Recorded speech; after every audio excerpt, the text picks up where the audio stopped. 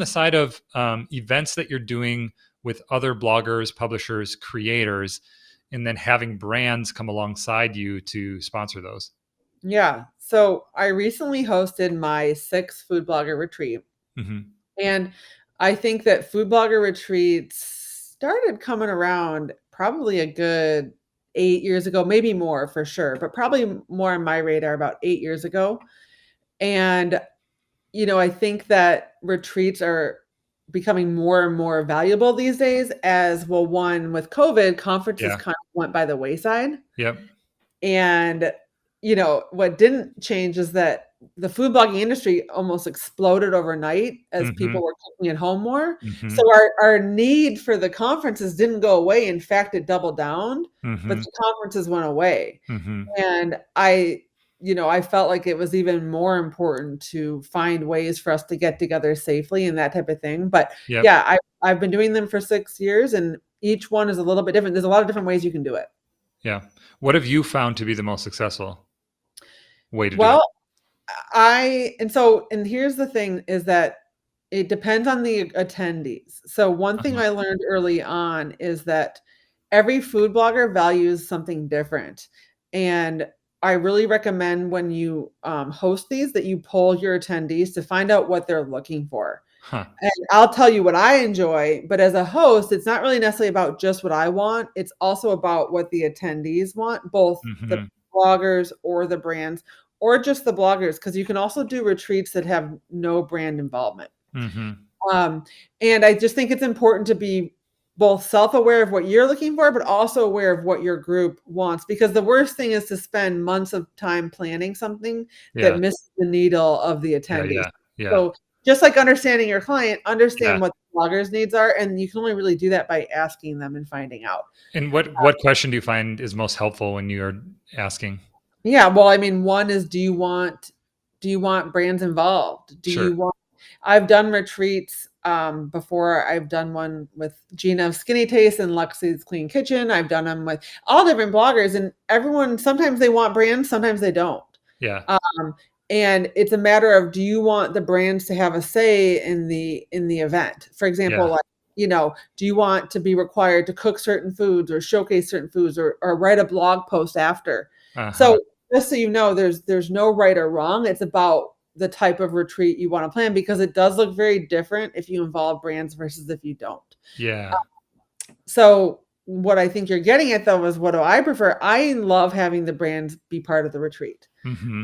But just so you know, if you're listening, you can make a retreat that has no brand involvement, and you don't have to write about it. You don't have to photograph anything. That's great too. Yep. Yep. Um, And I the purpose would be different as a facilitator in that in one situation, you'd be facilitating in a way where it's kind of, and I have actually a pretty similar thing that's coming up at the end of October, where some people are flying out to Atlanta, and it's like, I don't know, 8 people, uh-huh. super varied businesses, and just getting together and kind of do like a 30-minute hot seat for 8 people during one day, and then we all Yeah. go back. And it's connections, and it's great, but it's like it's like at somebody's house, and like Yeah. everybody's just staying at a hotel, so it's not the same place. So there isn't any like financial piece to it, and you Right. don't pay to be a part of it, but there's also no like money. It's just like pure connection. Totally. In that case, there's somebody who's facilitating and takes the burden of facilitation just to make it Right. happen.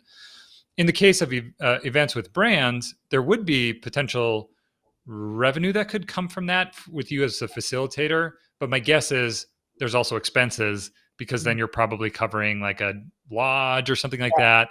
Is Oh that yeah. generally true? Oh yeah. So yes, exactly. So essentially, there's pros and cons to both ways. So Uh-huh.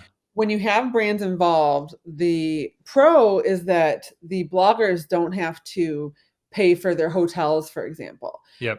Because what we do is we put that sponsor money towards the house, and we Uh-huh. do retreats in a house.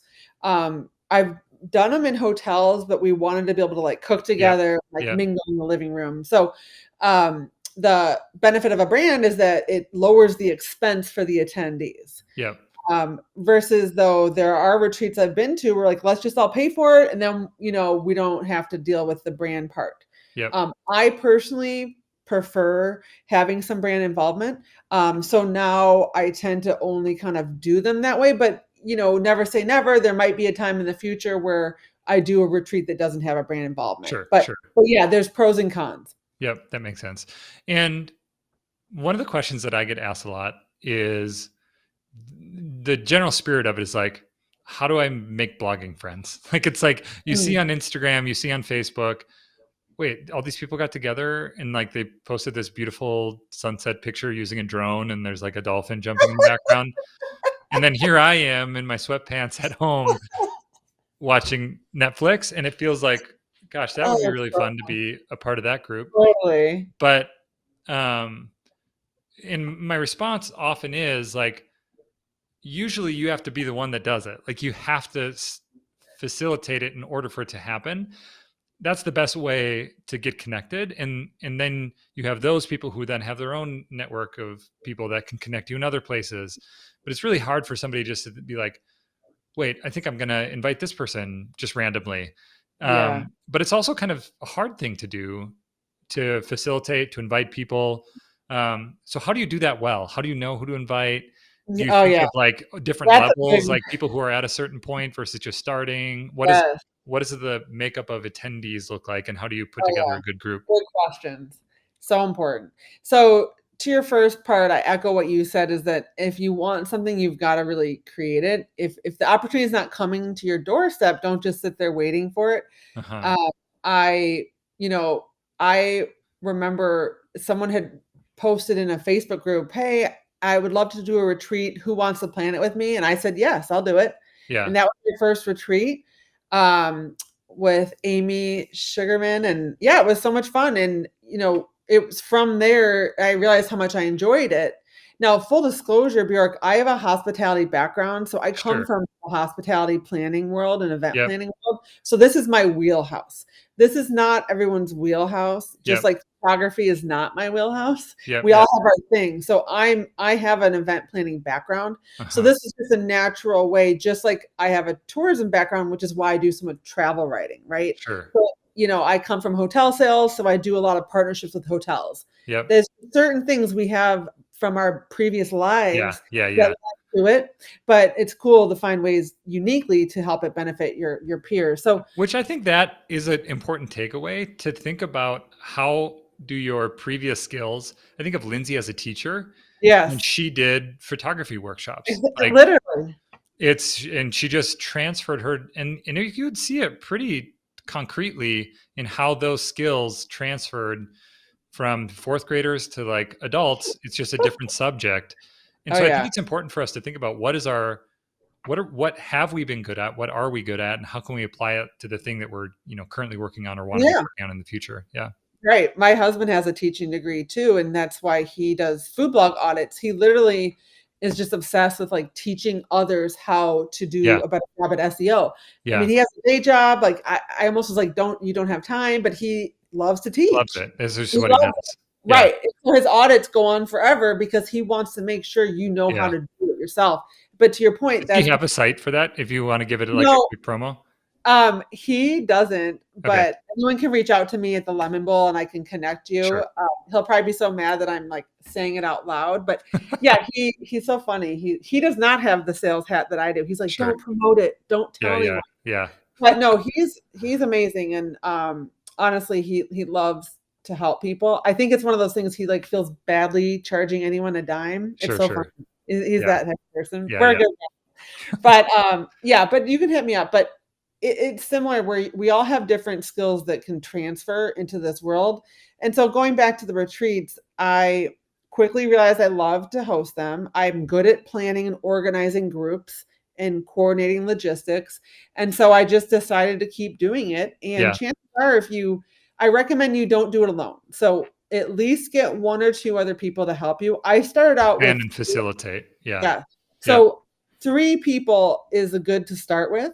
Uh-huh. I now can do it with just one other person, but Uh-huh. for years I always needed at least there need to be 3 of us just to Yep. divide the workload because it takes about 4 to 6 months of planning and Hmm. about 500 to sometimes up to 800 emails. Sure. Just be transparent. Yep. Between talking to the place where you'll stay, coordinating with bloggers if you have brands involved, obviously a lot more. Are you managing all of that in one kind of central spot? Like, do you have a No. Asana, Trello, your I've n brain? I've never used, I use Teams for my business, Okay. Yep. and I love Teams. We are all on the Microsoft suite. So we Uh-huh. use Teams, we use the planner, the to-dos, the tasks, but I've actually never done it for the retreat. I actually use a big Google, Uh-huh. sheet. I think that's because most people I'm planning with aren't on Teams. Sure. So we just found the Google sheet was the Yep. easiest. And in transparency, it's my, this next one I'm doing will be my seventh one. And so by now I've kind of got it down. Yeah. Yeah. But I do think that there's so many different tools and systems people could use. But Yep. really, we just use a spreadsheet and we literally now copy it and just Sure. Just erase all duplicate the it. Yep. Erase it and then just fill yeah, it in again. start That over. makes sense. Yeah. Oh, and then we have to talk about you asked about attendees. Yeah. This is a big one, Bjork, because nothing can kill a party like having the wrong group of people Yeah. stuck Yeah. in a house for a few days. Totally. Yeah. And, because that's the thing. This isn't like a conference where you can like peace out and go to your hotel room or go out to dinner and like Right. leave the conference. You can't leave the retreat, Yeah. Yeah. especially because they're rarely in cities. They're usually like we were just in Breckenridge in the Uh-huh. mountains. Yeah. It's meant to unwind and unplug. So just you want to make sure you want to unwind and unplug with these people. Yeah. Yeah. So to answer your question, because that is also the most common question I get: who attends, who gets to attend, etc. So, um, first and foremost, it's all people at the same level of experience. And I've Uh-huh. done it both ways where I've invited newer people, but the Sure. problem is that it's not an equal exchange of knowledge. Uh-huh. And what ends up happening is that one or two bloggers end up just basically answering everybody's questions for the whole Yeah. time. Right. It And ends up that being a consulting week for right. them. Yeah. And that can be just kind of depleting and, Uh-huh. not beneficial to that person because no one's getting paid to go. So for Uh-huh. that person to be basically not getting anything out of it, I'm really I'm really keen on everyone getting an equal exchange of information. So another thing is it's not ideal for introverts. Yeah. Well, I've attended many Who doesn't want to talk and be correct. around people? Yeah. It's not great. I've been on both retreats, press trips, events, and you have the blogger that they're either like not coming to the dinners, not going to the events, they're holed up in their rooms, Hmm. or they're in the sessions and they're just on their laptop writing down everything we're saying, but not Yeah. Right. contributing, Right. not Right. sharing. Like their And comfort place is like not being vocal. Yeah. correct. Sure. And it's just that's not fair for everybody else who's giving away all this other knowledge that they've gained over a decade free of Yeah. charge. Yeah. So How do you I know that? Like, how do you having conversations with people? well, I know it because I typically invite people I know Sure. or that my co-host knows. Sure. So, I am at the point where it's just too risky and not worth everyone else's situation to risk inviting people when I have no background knowledge. Uh-huh. So, and if I don't know them, I reach out to someone that does. Yeah. Yeah. Because in fairness, I always like to invite people I've never met before, Uh-huh. but I make sure someone I know and trust can vouch for them. Sure. And that's just because again, you It's don't like a wanna reference check, kind of. Yeah. yeah, it Yeah. really is, because the other thing too is if they have a bad attitude or they're dramatic, you know how Yep. girls are, Bjork, like, you don't wanna be in a house And guys. Yeah. by the way, I always invite lately a guy, Sure. which is so good because it, Yeah. like, helps the energy, it's another diverse, Yep. perspective. Yep. So anyways, I love to bring a guy. I wish I could have like 5 guys, 5 girls, but there really are fewer male Sure. food bloggers. Sure. Sure. Yep. But yeah, Yep. That makes sense.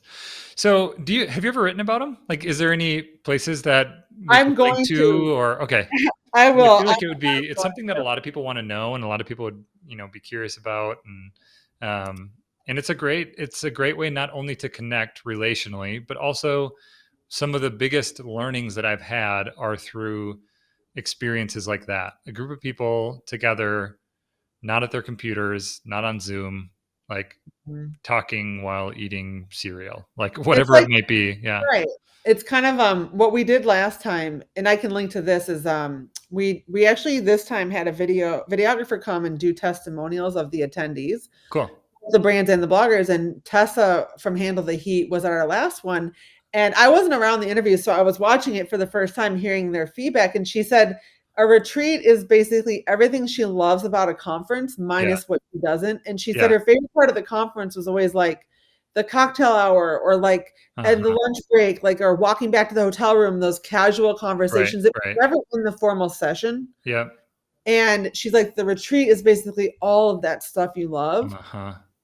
And then Dan from The Food in My Beard was also there, and he said in his interview that unlike a conference where you can't really dictate the agenda or the Right. sessions or the topics, at a retreat, we actually do hot seats like you just talked Sure. about. And so that hot seat's whatever you want to talk about. Uh-huh. And if you're at lunch, like you can like there's so much more free flow conversation. We do a lot of just Q&A panels where people can ask whatever they want. At a conference, you can't really dictate the sessions, like what the Yeah. topics are. And that's what's Yep. really nice about a retreat.